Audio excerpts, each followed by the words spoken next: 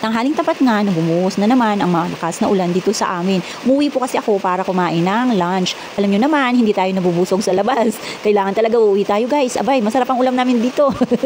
Charot lang. At syempre, sanay na tayong kumakain dito sa bahay pag lunch. At pag kaya namang umuwi, uuwi ako. Syempre guys, pagka hindi naman, pagkat meron tayong mga activity, hindi tayo uuwi. Ganun lang naman. At syempre, isa sa inuwi ko dito para makita ko na rin yung ating little boy. At ito nga, katatapos ko lang din kumain ng itong sinanay, ay meron na naman pala siyang meriendang na i-prepare. Abay talaga naman hindi nagugutuman. Siguro nga, inagpapalakas lang ng katawan. At ito nga, ipapasilip ko sa inyo ang aming panahon dito sa aming tatayuan. At tingnan nyo nga, hindi pa yan kalakasan ha, hindi pa kalakasan yan guys.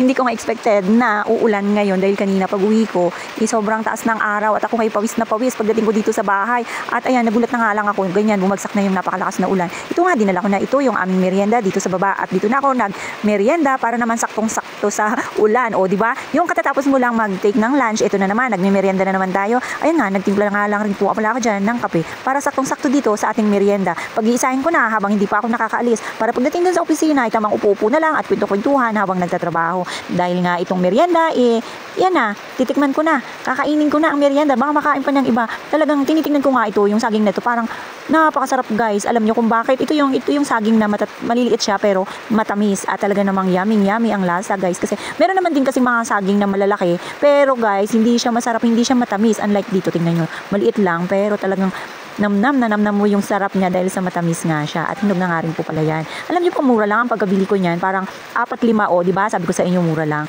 4-5 na lang siya sa tindahan. Pero hindi pa naman siya gaanong lamog. Pwede siya mga pangturon. Ayun, saktong-sakto rin talaga yun siya guys. Pero nga, sabi ko, parang matrabaho yun. At yun, nilaga na nga lang ni nanay. At ito, tinignan ko na nga dito sa labas. Talagang maulan pa rin. Kaya tinuloy ko na rin yung aking pagmimerienda dito. Wala naman ding magmimerienda dito guys. Dahil si nanay, abay, mapili rin kasi yan siya. Ayaw niya rin kumain ng saging na medyo matitigas. Alam niyo na, hindi na pwedeng sabihin.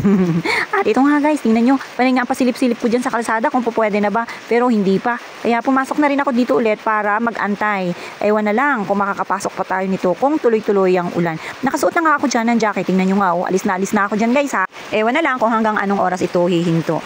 Kung inyong mapapansin, lagi ako nagja-jacket pag ako'y naka-uniform. Isa sa dahilan ay para maiwasan na rin na marumihan yung ating damit. Alam nyo naman, pagka sa loob ng opisina, kailangan malinis ang ating suot na uniform. Kaya ganun guys. Diba pagka nagbibiyahe tayo, minsan mabasa or marumihan, malikabukan, kaya ganun makati. At double purpose na rin pagka malamig ang panahon. O diba may jacket ka agad? Nakakuha kayo ng idea sa akin ha. At tingnan nyo nga ako, parang hindi nga ako mapakali dyan. Kasi nga guys, may gagawin pa tayo. Huy!